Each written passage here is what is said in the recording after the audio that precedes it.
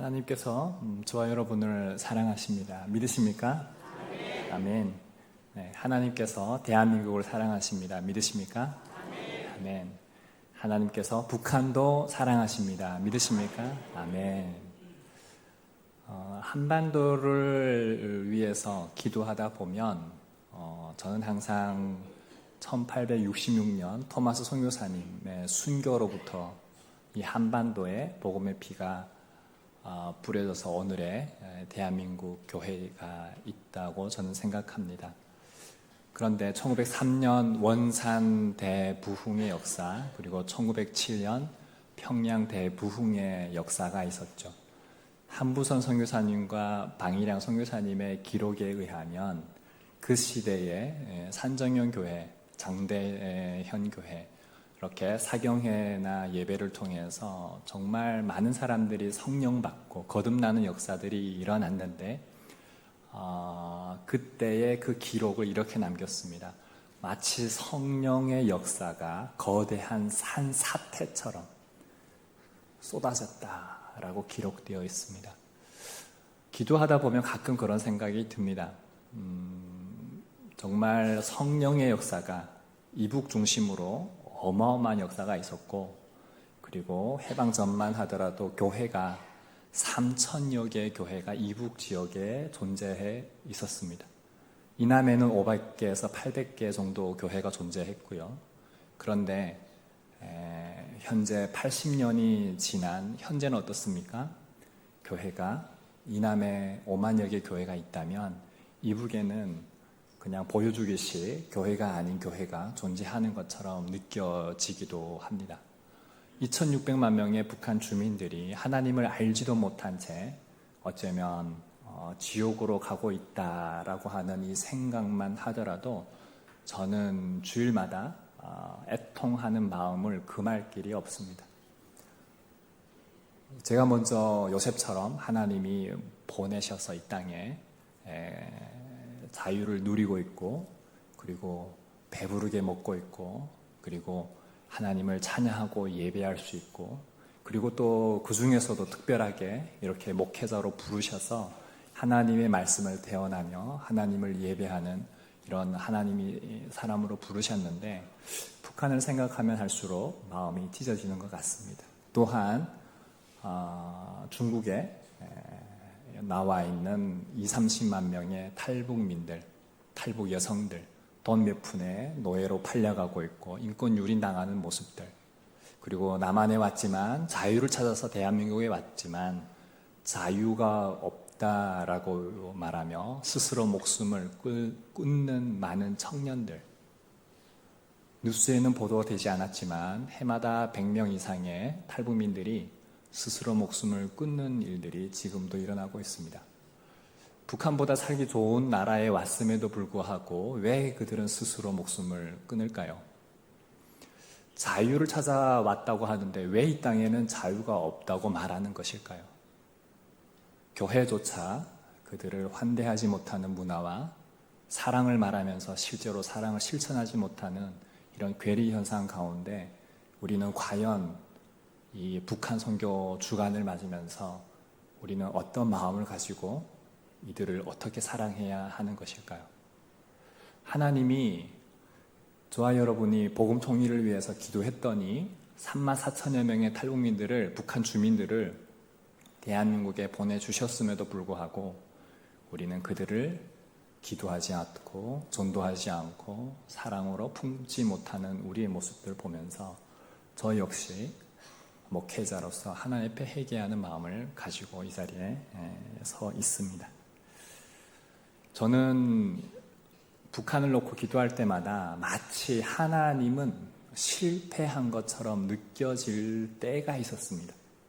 왜 그러냐면 왠지 공산 정권이 하나님보다 우위에 있는 것처럼, 공산 정권이 기독교를 박해하니까 많은 기독교인들이 이남으로 내려왔고 교회는 사라졌고 하나님의 역사는 없는 것처럼, 그래서 이제 1994년 김일성이 죽게 되는데요. 여기 한번 우리가 오늘만큼 또 북한이라고 가정을 한번 해보는 겁니다. 실제가 아니고 여기가 북한이라고 가정했을 때 나는 김일성이 죽었다고 생각하시는 분 계시면 손 한번 들어주시면 감사하겠습니다.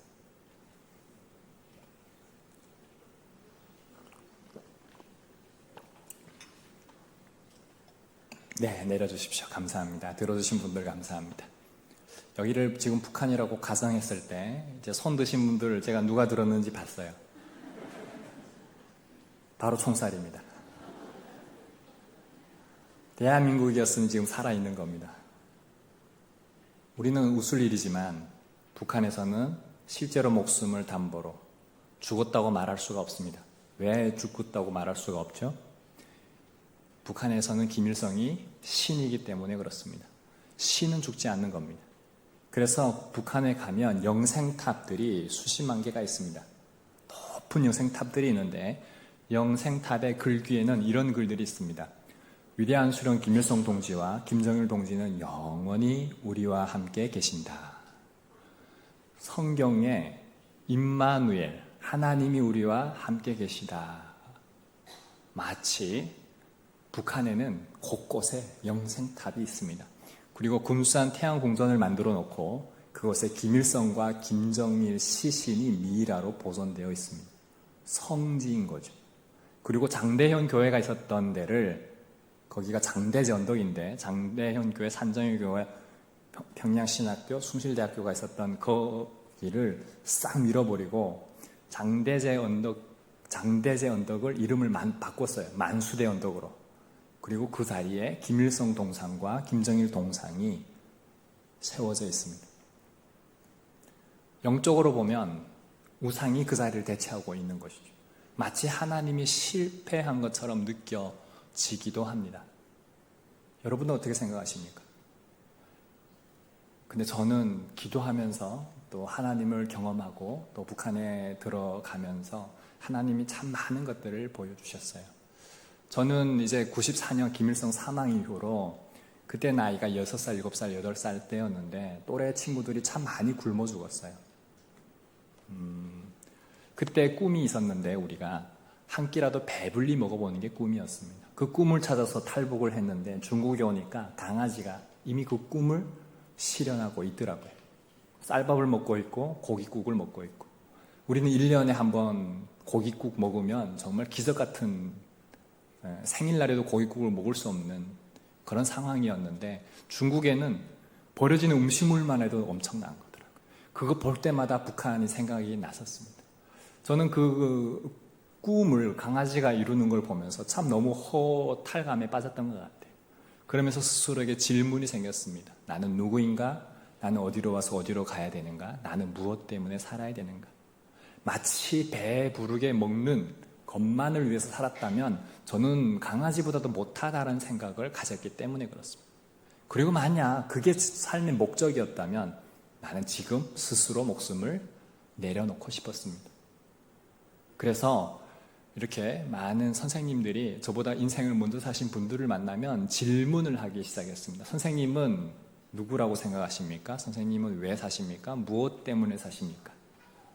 선생님들이, 많은 분들이 찾아가는 과정이라고 말씀해 주셨습니다. 그런데 한 선교사님이 진지하게 말씀해 주셨어요.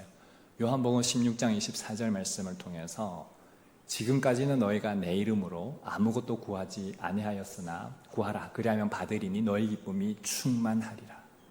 예수님의 이름으로 기도하면 하나님이 네가 갖고 있는 그 질문에 대해서 답을 해주신다는 것이었습니다. 저는 이때부터 더 혼란스러움이 빠졌습니다. 아니, 나는 나에 대한 정체성을 찾으려고 질문을 했는데 답을 해주시진 않고 또다시 하나님에 대해서 얘기하니까, 아니, 하나님은 진짜 있는 거야? 있다면 내 삶이 해석할 수가 없는, 왜 하나님은 내가 같이 있는 엄마, 내 보는 앞에 강간당하고 팔려가는 모습들, 그때 하나님은 지켜주시지 않았지? 북한에서 수많은 사람들 죽어나가는 그 어린 아이들, 하나님은 그때 어디 계셨지? 저는 제 상황을 통해서 하나님이 이해가 되지 않았고 해석이 되지 않았습니다. 있다면 오히려 그게 더 저한테는 의심의 여지가 가득했습니다. 그런데 기도를 하면 들어주신다니까 손해 볼 건 없잖아요. 그래서 기도라는 것을 하기 시작합니다. 아니, 그런데 하나님이 어디 계실까요? 하나님은 어떤 분이실까요? 설교 시간에 이렇게 해도 저는 그게 들어오지가 않았습니다. 근데 기도를 하다 보니까 하나님이 참 이렇게 시간적 개념 안에서도 많은 사람들이 이렇게 기도하면 제일 빨리 기도하는 사람의 기도를 들어주실 것 같은 거예요. 그래서 새벽에 나가서 기도했는데, 새벽이 몇 시입니까? 5시라는 분이 계시고 4시라는 분이 계시고 3시라는 분이 계시고, 새벽의 정의가 좀 다양하잖아요. 저는 이렇게 생각했습니다. 24시간 안에 제일 빨리 기도하는 새벽 기도는 0.0001초. 자야 할 시간에 기도하는 거죠. 저는 그렇게 기다리고 있다가 딱 기도하기도 하고요. 그리고 하나님이 하늘에 계시다니까 비행기 타고 기도하면 하나님이 잘 들어주시지 않을까요? 돈이 없으니까 비행기 탈 수는 없고, 그래서 산을 올라가서 기도했습니다. 하나님이 산이 올라가면 잘 들어주시거나 새벽에 기도 잘 들어주시는 그 논리에는 적합하지는 않은 것 같아요. 그러나 중요한 게 있습니다. 하나님을 만나고자 하는 갈망, 열정, 애통, 하나님은 그 중심을 보셨던 것 같습니다. 근데 하나님을 어떻게 만날 수 있습니까? 질문을 했는데 대부분 많은 분들이, 이렇게 교회 다니신 분들이 하나님 만났다고 하더라고요. 그래서 하나님 봤습니까? 라고 했더니 또 하나님 보지 못했대요. 아니, 그럼 하나님 만났는데 보지도 못하는데 어떻게 만났다고 하는 겁니까? 했더니 시간 지나면 알게 된대요. 여러분도 그렇습니까? 그래서 신한계, 여의도 순복음교회에서 매월 발간하는 신한계라고 하는 잡지가 매월 꽂혀져 있었어요. 그래서 그걸 보고 있는데 거기에 보니까 하나님 만난 사람들의 간증이 수록되어 있었습니다. 거기에 보니까 공통점을 찾게 되었습니다. 하나님의 음성을 들었고 환상을 보았고 꿈을 꾸었다. 저는 환상과 꿈은 잘 모르겠고 하나님의 음성을 들었다는 것에 꽂혀 있었습니다. 그래서 기도를 좀 더 구체적으로 하기 시작했습니다. 하나님, 음성을 들려주시옵소서. 그래서 구체적으로 기도했는데 제가 이제 산에 올라가서 구루터키, 나무가 베어있는 그 구루터키 위에 서서 기도하면 좀 거만해 보이고, 무릎을 딱 꿇고 기도하면 좀 겸손해 보이잖아요. 그래서 창조주 하나님 앞에 무릎을 딱 꿇고, 언제까지 기도해야 됩니까? 많은 분들이 그런 얘기 하시더라고요. 기도 응답될 때까지 기도한다고. 근데 여러분, 무릎 꿇고 응답될 때 한계가 있잖아요. 그래서 제가 그때 당시에 하나님을 협박하는 기도를 했습니다. 하나님, 1시간 내로 응답해 주십시오. 하나님이 1시간 안에 응답해 주셨을까요? 아니요. 응답해 주시지 않았습니다. 그래서 저는 하나님이 없는가 보지 뭐. 없는데 내가 이렇게 붙잡고 있는 거 아닌가, 이런 생각 가지고 논두렁을 도복 걸어 내려오고 있는데 갑자기 하나님의 음성이 들리기 시작합니다. 낮아지라. 여러분, 하나님의 음성을 이렇게 무릎 꿇고 기도했으면 또 하나님 음성으로 들었다고 해석할 수 있는데, 이게 기도한 게 아니라 걸어가면서 들었잖아요. 들었는데 사람은 없고 모든 게 정지된 상태에서 들었는데 그게 하나님 음성인지 아닌지 어떻게 알 수 있습니까? 알 수 있는 방법이 있습니다. 초신자 때는 먼저 믿는 사람을 찾아가면 됩니다. 찾아갔더니 조선족 전도사님 찾아갔는데 조선족 전도사님이 하나님 음성을 들어본 적이 없는 거예요. 이 성경 말씀 안에 하나님 음성이 있으니까 이거 믿어라. 귀신이 들려주는 것일 수 있다. 그래서 그런가 보다 했어요. 그래서 성경을 이렇게 보고 있는데, 창세기를 보고 있는데 성경은 넘어가지 않는데 갑자기 여기서 환상이 보이기 시작하는 겁니다.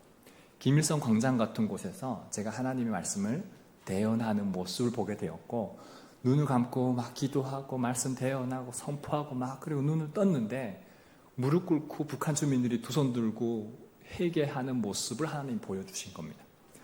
제가 시간상 관계로 자세하게 설명은 못 드리지만 이 조선족 전도사님에게 찾아가서 자초지종 자세하게 설명을 드렸습니다. 조선족 전도사님이 환상을 본 적이 없는 겁니다. 저보고 오직 말씀만 믿어라. 귀신이 보여주는 것일 수 있다. 이때부터 의심이 들기 시작했습니다. 여러분, 하나님이 보여주는 건 어떻게 알고 귀신이 보여주는 건 어떻게 분별할 수 있습니까? 분명 나와 같이 이런 경험들을 한 사람들의 이야기가 성경 안에 있지는 않을까? 그래서 성경을 보기 시작했는데 요셉 사건이 보이기 시작했습니다. 곡식단들이 절하는 모습들, 또 별과 달과 해가 절하는 모습들, 요셉은 그거로 인해서 형들로 또 야곱으로도 꾸지람도 당하고 시기도 당하는 모습들을 보게 되었고요. 그리고 사무엘상 3장에 보니까 사무엘이 12살 때 음성을 듣습니다. 사무엘아 사무엘아. 사무엘은요 처음에 엘리 제사장이 부른 줄 알고 제사장님 저를 부르셨습니까? 제사장은 나는 너를 부르지 않았다. 그렇게 3번을 들어요. 근데 그것은 하나님의 음성이었죠. 그리고 성경을 보니까 성경 안에는 다 성령의 역사, 성령의 음성, 성령의 환상. 요엘서 사도행전 인용하지만 성령이 임하면 너희가 꿈을 꾸고 예언을 하고 환상을 본다라고 하는 것들이 기록되어 있더라고요. 그리고 중요한 것은 2-3번 하나님 보여주시는 모습들을 보게 되었습니다. 그래서 하나님 김일성 광장에서 말씀을 대언한 모습이 하나님 보여주신 거라면 다시 한번 보여주십시오. 하나님이 다시 한번 보여주셨어요. 그래서 제가 그때부터 지금까지 저의 꿈이 있는데요. 김일성 광장에서 하나님 말씀을 대언하는 겁니다. 여기 계신 분들도 제가 이 간증을 동일하게 그곳에서 하게 되었을 때 여러분들도 증인이 되어주시기를 바랍니다. 하나님은 그 역사를 반드시 이루실 줄 믿습니다. 저는 이제 영길교회에서 기도하고 있는데 새벽 기도를 드리고 있는데 예수님 같으신 분이 계셨어요. 근데 제가 죄를 지어가지고 십자가에 달리는 모습들을 보게 되고 그리고 예수님 같으신 그분이 오셔서 내려오라고 그리고 제가 달려야 할 그 십자가 예수님이 대신 달리시고 고난 고통 당하는 모습을 보면서 왜 예수님 저를 왜 십자가에 지십니까? 예수님이 내가 너를 사랑한다. 그리고 저는 환상에서 깨났을 때 영길교회 5번 정도가 찬양 인도를 하고 있었습니다. 구찬송가 185장인데요. 내 너를 위하여 몸 버려 피 흘려 내 죄를 속하여 살 길을 주었다. 너 위해 몸을 주건만 너 무엇하느냐. 예수님의 음성처럼 영적으로 들리기 시작하더라고요. 그리고 제 안에 성령의 충만함이 임했습니다. 그리고 제 안에 어떤 역사가 일어나냐면 요한복음 3장 16절의 말씀이 믿어지는 역사가 일어났습니다. 우리 조화 여러분 한번 외워보실까요? 하나님이 세상을 이처럼 사랑하사 독생자를 주셨으니 이는 그를 믿는 자마다 멸망치 않고 영생을 얻게 하려 하심이니라. 아멘. 저는 이 말씀의 내용이 그냥 2000년 전에 그냥 역사 속의 하나의 그냥 사건으로만 기억하고 있었습니다. 그런데 2000년이 지난 지금 하나님이 나를 사랑하셔서 독생자 예수 그리스도를 보내주셨을 뿐만 아니라 나의 죄값을 위해서 십자가에 죽으시고 부활하셨다라고 하는 이 부활의 소망이 생기기 시작했습니다. 그래서 이 예수님을 믿는 자마다 영원한 생명을 얻게 된다라고 하는 것이 믿어지면서 그때부터 영적 세계가 열리기 시작했습니다. 누가복음의 16장 19절의 말씀 보면 19장에서 31절에 보면 부자와 나사로의 이야기가 있습니다. 여러분 잘 아시는 것처럼 거지 나사로가 참 이 땅에서 어렵게 고난 가운데 살았지만 결국 죽음 이후에 하나님 나라의 삶을 누리고 살아가는 내용이 이 부자와 나사로의 이야기입니다. 그런데 하나님이 이 이야기를 통해서 하나님이 보여주셨던 것은 뭐냐면 북한에 있는 어린 아이들 거지와 같이 살아가는데 죽어서도 지옥 가는 그 긍휼한 하나님 아버지 마음을 부어주셨어요. 그래서 썩을 것을 구하지 말고 썩지 아니하는 예수 그리스도의 생명이 그들에게 필요하다. 그것을 위해서 기도해라 라고 말씀해 주셨습니다. 그래서 마태복음 4장 4절 말씀이 믿어졌는데요. 사람이 떡으로만 사는 것이 아니라 하나님의 입으로 나오는 생명의 말씀으로 산다는 말씀이 무슨 말씀인지를 깨닫겠는 거예요. 그러니 육신의 음식은 먹고 돌아서면 배고파요. 그러나 예수 그리스도 영원한 양식은 영원한 생명을 누리게 한다. 영원한 갈증을 해결해 주신다라고 하는 이 말씀이 믿어지면서 그때부터 북한에 기도했는데 그 기도가 하나님 어린아이들 굶어 죽지 않게 해주세요. 이 기도가 아니라 하나님 그들에게는 예수 그리스도가 생명이 필요합니다. 그들에게 복음이 전파되게 하시고 그 일을 위해서 하나님 나를 사용해달라고 기도했던 것 같습니다. 이사야서 6장에 보니까 이사야가 하나님의 영광 가운데 임재될 때 음성을 들어요. 누가 나를 위해서 가겠냐. 그때 이사야가 주님 내가 여기 있사오니 나를 보내 주시옵소서. 저도 성령이 충만했는지는 모르겠습니다. 저도 겁없이 두 손 들고 주님 내가 여기 있사오니 나를 북한에 보내 주시옵소서 기도했는데 하나님이 뜨겁게 역사하셨어요.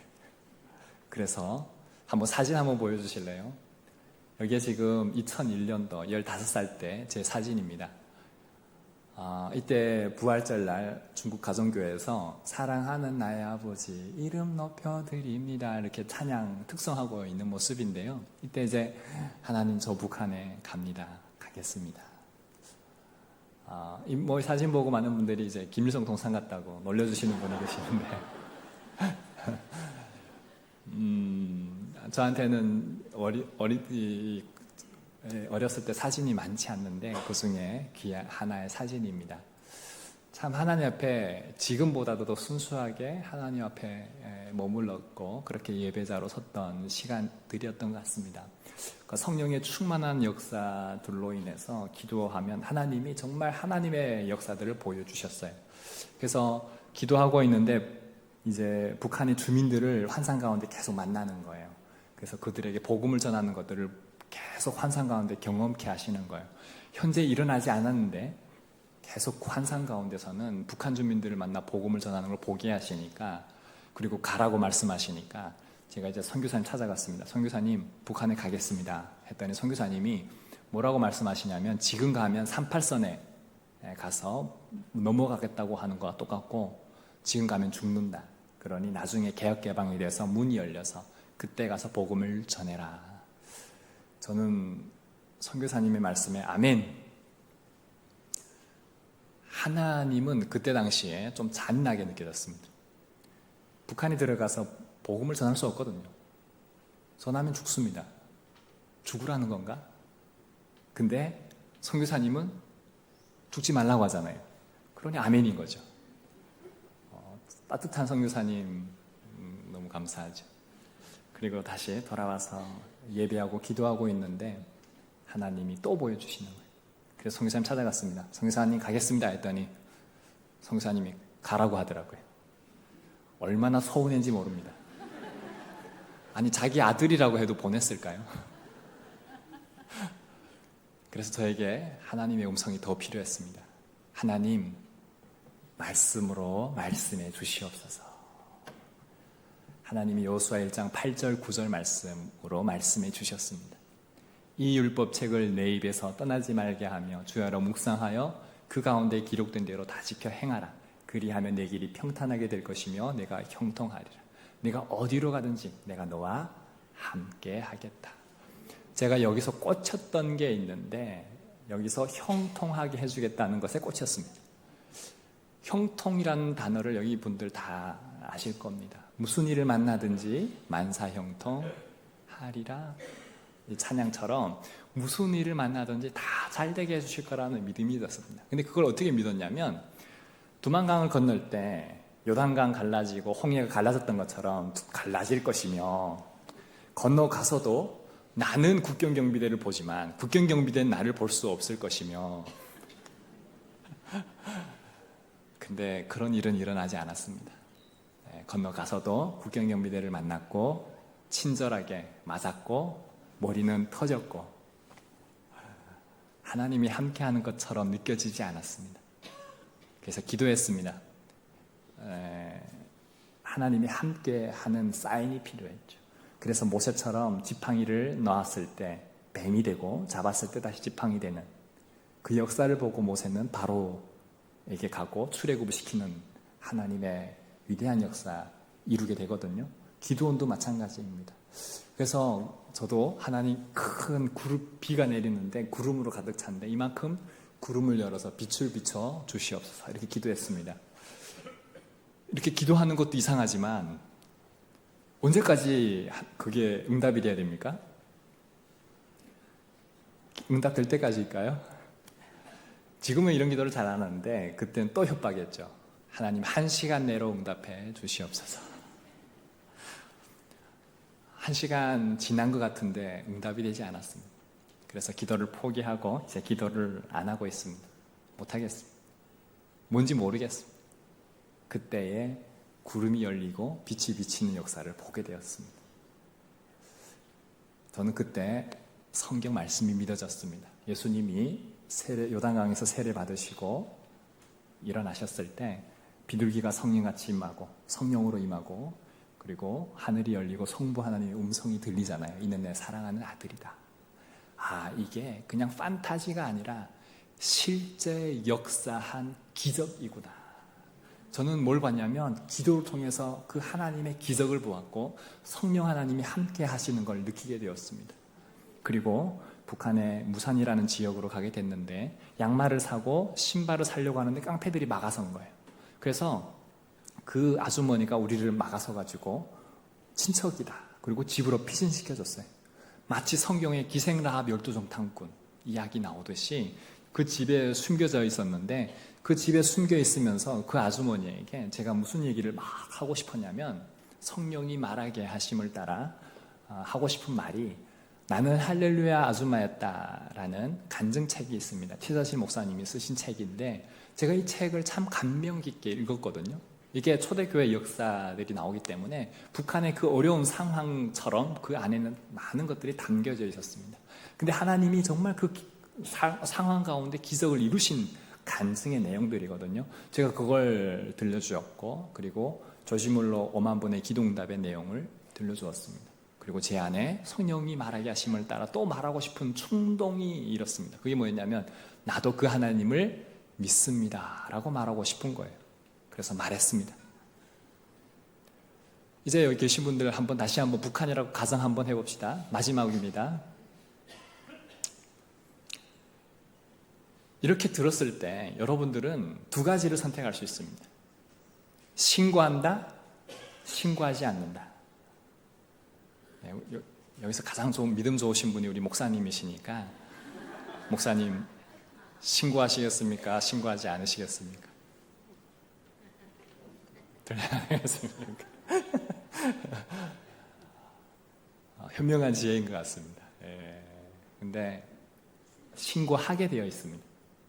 신고를 하지 않으면 목사님의 예를 들어서 목사님이 신고했다고 가정했을 때 신고하지 않았다고 가정했을 때 목사님의 사랑하는 사모님, 자녀들, 사촌의 팔촌까지 정치범 수용소에 가게 됩니다. 더 이상 살 수가 없는 것이죠. 그래서 세계 기독교 박해 1위가 북한이 되는 것입니다. 지금 현재 북한에 일어나고 있는 실제 상황입니다. 그런데 만약 신고하게 되면 포상이 주어집니다. 여기도 간첩 신고를 했을 때 3억에서 5억을 주듯이 북한에도 포상이 주어집니다. 자, 기회를 드리겠습니다. 신고해서 영웅이 되시겠습니까? 아니면 신고하지 않고 다 정치범 수용소로 가겠습니까? 당연히 여러분 지금 그래도 나는 근데 북한에 가면 이거는 실제입니다. 신고를 해야만 합니다. 이 상황을 너무나 잘 아는 저로서는 북한 사람 치고 이걸 모르는 사람 어디 있습니까? 다 교육받아서 아는 거죠. 기도를 합니다. 하나님, 실수했습니다. 살려주십시오. 살려주면 뭐든지 다 하겠습니다. 성령이 말하게 하심을 따라 말은 했지만 말하고 나니까 이성이 돌아온 겁니다. 그리고 나서 저의 기도는 영적 기도가 아니라 육적인 기도를 드렸습니다. 저는 믿음이 있다고 생각했는데 정작 북한에 가서 경험한 것은 저는 믿음이 0.00001%도 없는 저의 모습을 보게 되었습니다. 그리고 그 짧은 시간에 쉬지 않고 기도했던 것 같아요. 도망쳐서 오른쪽 가면 민둥산이고 그러면 잡힐 것이고 도망쳐서 왼쪽으로 가면 두만강인데 두만강 가면 지금 대낮이니까 국경경비대 총에 맞아 죽을 것이고 죽느냐 사느냐 하나님 도와주시옵소서. 지금은 제가 웃으면서 얘기할 수 있지만 그때는 진짜 땀방울이 핏방울이 되도록 부르짖었어요. 기도했어요. 근데 그 아주머니가 나갔다가 들어오는 거예요. 그랬더니 저한테 이런 질문을 합니다. 삼촌 믿는 하나님 믿고 싶은데 어떻게 하면 되니? 저는 깜짝 놀랐습니다. 저를 통해서도 성령님이 말하게 하시고 역사하셨지만 그를 통해서 또한 성령님이 역사하시는 거구나. 그래서 이제 문을 잡아 걸고 두 가지 질문을 드렸습니다. 중국에 가면 하나님의 말씀이 있습니다. 그래서 죄에 대해서 설명드렸고, 그래서 죄인임을 인정하십니까? 했더니 인정한대요. 예수 그리스도의 그 죄값을 대속하시기 위해서 죽으셨는데 그 예수님을 믿으시겠습니까? 믿겠대요. 그러면 저를 따라하시면 됩니다 하고 영접 기도를 시켜드렸어요. 그리고 대속하는 기도부터 시작해서 주기도문부터 시작해서 일대 양육을 다 수첩에 기록해 드리고 양육을 했습니다. 그 이유는 북한에 가니까 여러분 선교지에 가보시면 알겠지만 영적으로 참 많이 눌리게 돼요. 그때마다 할 수 있는 것이 기도인데 최고의 기도가 주기도문이더라고요. 그래서 주기도문을 통해서 북한에 이렇게, 그리고 마지막에 이 아주머니를 악수하고 제가 허그를 해드리고 이렇게 보고 있는데, 눈을 보고 있는데 우는 모습과 웃는 모습이 동시에 비춰지는 거예요. 그러면서 제 안에 뭐가 들렸냐면 하나님의 음성이 들렸습니다. 내가 저들을 얼마나 사랑하는지 아니? 저들은 저주받아야 할 대상이 아니라 예수 그리스도의 생명으로 회복되어야 할 하나님의 형상들이다. 하나님이 저들을 사랑하시는구나 라고 하는 그 말씀이 믿어지기 시작했습니다. 저는 그 이후로도 북한에 5번 더 들어가서 복음을, 사실 한 번 들어가서 복음 전하는 것도 기적이거든요. 5번 들어가서 그게 다 하나님이 지켜주시고 함께 하시는 성령의 역사가 있었기 때문에 가능했고요. 그렇다고 고생을 안 했을까요? 감옥을 한번 세봤더니 16개가 되더라고요. 16개. 제가 그 감옥에서 병을 다 만난 것이. 시한부 인생, 죽을 수밖에 없는 상황 가운데 하나님이 그곳에서 환상을 보여주시는 거예요. 너를 남한에 보내주겠다. 제가 그때 믿었을까요? 지금은 믿을까요? 지금이야 제가 대한민국에 와서 하니까 이거에 대한 의심이 없지만 그때는 불가능한, 참 어려웠었죠. 그리고 하나님이 북한의 지하교회, 지하 성도들을 보여주셨어요. 나를 예배하는 자들이 얼마나 많은지 아냐? 그들은 순교, 여기 계신 분들 순교하기까지 하나님 사랑하십니까? 북한 선교 순교할까봐 북한 선교 못하겠다는 분들을 많이 만났습니다. 아무나 순교시키지 않으니까 걱정하지 마십시오. 순교는 하나님이 가장 사랑하는 자에게 주시는 면류관입니다. 북한에는 그 생명의 면류관이 그들에게 그 티오가 전해져 있습니다. 하나님이 그걸 보여주시는 거예요. 제가 감옥 안에서 할 수 있었던 거는 시한부, 언제 죽을지 모르잖아요. 그때 할 수 있던 건 예배밖에 없었습니다. 그때 정말 많이 불렀던 찬양이 있는데 함께 불러볼까요? 내 영혼이 은총 입어. PPT 준비되어 있는데요.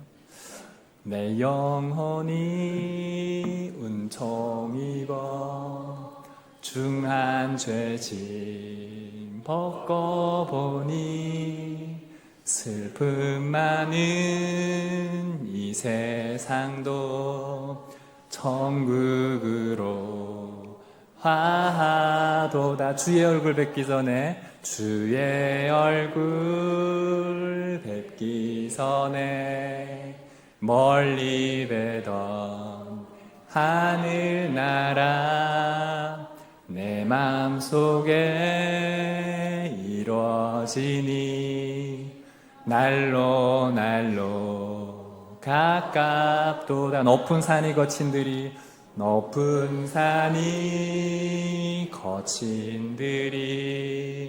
소막이나 궁궐이나 내 주 예수 모신 곳이 그 어디나 하늘나라 할렐루야 할렐루야 찬양하세. 내 모든 죄 사함받고 주 예수와 동행하니, 예수와 동행하니 그 어디나 하늘나라. 천국이 따로 있는 게 아니라요, 주님이 내 안에 계시니까 멀리 되던 하늘나라 내 마음속에 이루어지니 날로 날로 가깝도다. 높은 산이 거친 들이 초막이나 궁궐이나 내 주 예수 모신 곳이 그 어디나 하늘나라. 하나님의 영광의 임재 가운데 머물며 하나님을 찬양하고 예배할 때 그 상황은 지옥 같으나 천국이 바로 그곳에 있더라고요. 제가 그걸 경험하면서 우리가 이 땅에 하나님을 믿으며 살아가는 삶이 얼마나 가장 복된지를 깨닫게 되었습니다. 그리고 하나님이 눈을 열어서 북한을 사용하시겠다고 하나님이 약속해 주셨습니다. 고난이 있고 박해가 있는 것은 그 이면에 하나님의 뜻이 있습니다. 우연히 하나님이 고난을 허락하시는 것이 아닙니다. 바로를 강팍해 한 이도 하나님이고요, 하나님이 그 바로를 통해서 파라오를 숭배하는 그들을 통해서 뭘 하나님이 보여주시냐면, 그들은 창조주가 아니라 오직 유일하신 하나님만이 창조주임을 믿게 했던 거죠. 그래서 장자재앙 6월절 사건을 통해서 하나님이심을 이스라엘 백성들이 믿을 수 있었던 그 사건이 6월절 사건인 것입니다. 마지막 때에 하나님이 고난 속에 남겨진 신앙인들을 하나님이 사용하실 것입니다. 그들을 자유케 하실 것입니다. 그 때가 임박해 왔습니다. 그렇기 때문에 저와 여러분이 끝까지 우리가 이 북한 선교 또 지하 성도들을 위해서 기도하며, 하나님이 이 마지막 때에 다시 한번 성령의 역사가 거대한 산사태처럼 쏟아질 것입니다. 그랬을 때 저와 여러분이 하나님 아버지의 마음을 가지고 우리가 열방을 향해 선교할 수 있기를 저는 바랍니다. 오늘 하나님 우리에게 주시는 요나서의 말씀을 통해서 우리가 좀 더 하나님 아버지 마음을 가지고자 합니다. 여기 계신 분들 중에는 그럼에도 불구하고 어떻게 북한을 위해 기도하겠어? 난 기도하고 싶지 않아. 저 역시 북한 주민들을 위해서는 기도가 되는데 김정은 위해서는 저는 기도 못하겠어요. 네, 저는 기도가 안 됩니다. 근데 저와 같은 사람이 한 명 또 있더라고요. 그게 요나였습니다. 왜 그러냐면 북이스라엘이 결국 아수르에서 멸망하게 되는데, 참 이 아수르 사람들이 이 북이스라엘 사람들을 너무 잔인하게 죽이고 괴롭혔어요.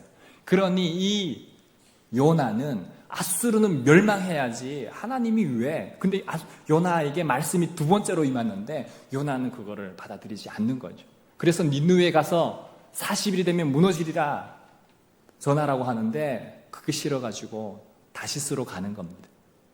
그리고 배에서 풍랑 만나게 되고, 심지어는요 이방 사람들도 기도하는데 요나는 기도 안 해요. 배 안에서도 던져라, 난 죽으면 죽었지, 그 던져요. 그리고 결국 다시 살려주시잖아요. 그러니까 마지못해 갑니다. 가서 3일을 돌아다녀야 되는 곳을 하루만 끌렁 다니고, 그리고 언제 멸망하나 보려고 높은 데가 올라가서 지켜보고 있습니다. 그때 하나님이 결국 그들에게 하루 동안만 다녔는데 그들은 회개하고 하나님을 믿는 역사가 일어나게 됩니다. 요나가 그걸 보고 제가 한번 읽어드릴게요.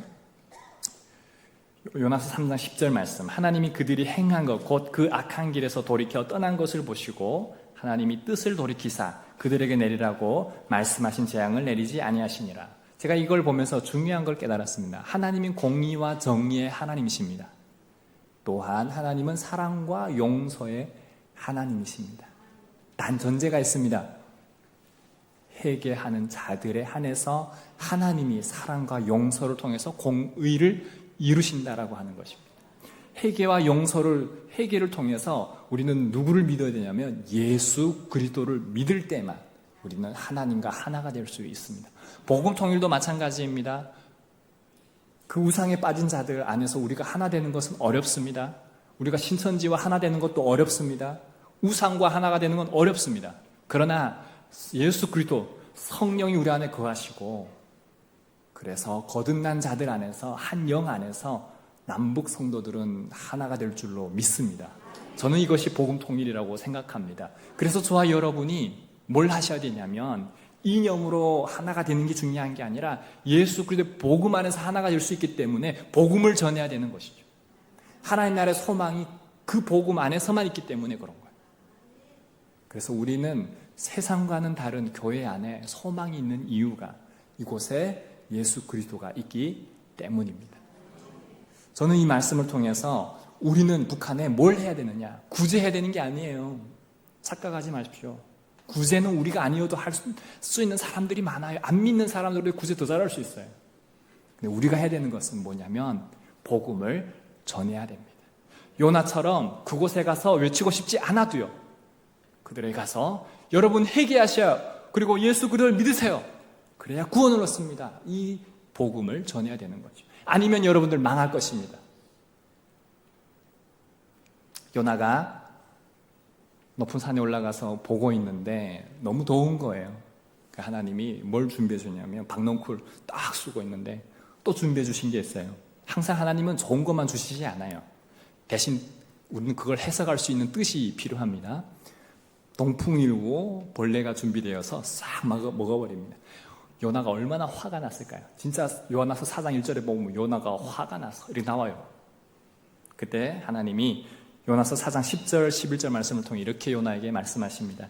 여호와께서 이르시되 내가 수고도 아니하였고 재배도 아니하였고 하룻밤에 났다가 하룻밤에 말라버린 이 박농쿨을 아꼈거든. 하물며 이 큰 성읍 니누에는 좌우를 분별하지 못하는 자가 12만여 명이요 가축도 많이 있나니 내가 어찌 아끼지 아니하겠느냐. 좌우를 분별하지 못하는 자가 12만여 명. 북한 주민들이 하나님을 모르는 2600만 명의 주민이 있습니다. 그리고 더 은혜 받은 게 하나 있어요. 가축도 많이 있나니 내가 어찌 아끼지 않겠냐. 여러분, 하나님이 가축도 아끼세요. 하물며 하나님의 형상을 닮은 사람을 하나님 얼마나 아끼시겠습니까? 성경에는 이 내용들이 정말 많이 기록되어 있거든요. 저는 이 말씀을 통해 정말 저와 여러분이 하나님이 이 땅에 보낸 3만 4천여 명의 탈북민들에게 복음을 전해야 하고, 그 탈북민들이 북한에 가서 지금도 어쩌면 전화로도 복음을 전하고 있고, 그리고 저처럼 이렇게 목회자가 되어서 이 사역을 하는, 그래서 저와 여러분 동력을 해야 되는 거죠. 그래서 북한을 2600만 명 복음을 전하는 그 사역을 위해서 하나님이 오늘 이 시간들을 허락하셨다고 생각합니다. 그렇기 때문에 하나님이 반드시 그 역사를 저는 이루실 줄 믿습니다. 그래서 전주 팔복교회가 북한에 어느 지역을 하나 정하는 거죠. 개성이면 개성 팔복교회를 세우기를 소망합니다. 그리고 여러분, 그 역사는 기도하면 그다음부터 역사는 하나님이 이루세요. 교회를 세우고 그곳에 믿는 자들을 더하는, 이게 북한 선교, 이곳에 하나님 마음이 있기 때문에 그렇습니다.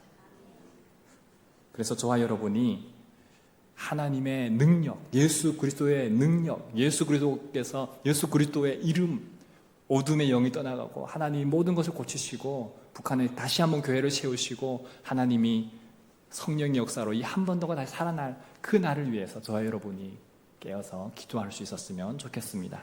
제가 기도하고 마치겠습니다.